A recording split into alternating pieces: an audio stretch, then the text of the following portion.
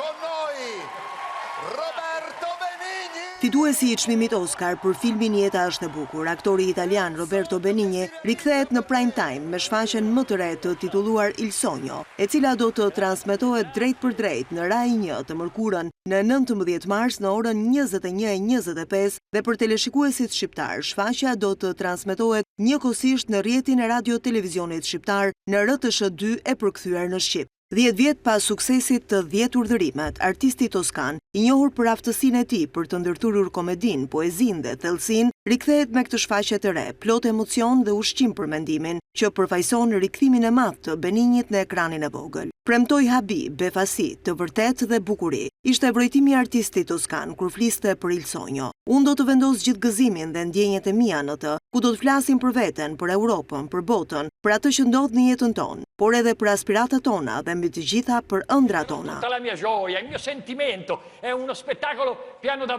Unë jam një ëndrimtar I madh, shprehet Benigni, dhe siç thot poeti, ëndrimtarët e mëdhenj nuk ëndërrojnë kur vetëm, pra do të ëndërrojmë të gjithë së bashku. Benigni është një nga aktorët, regjisorët dhe skenaristët italian më të dashur dhe më të pëlqyer, I njohur dhe I vlerësuar në mbar botën.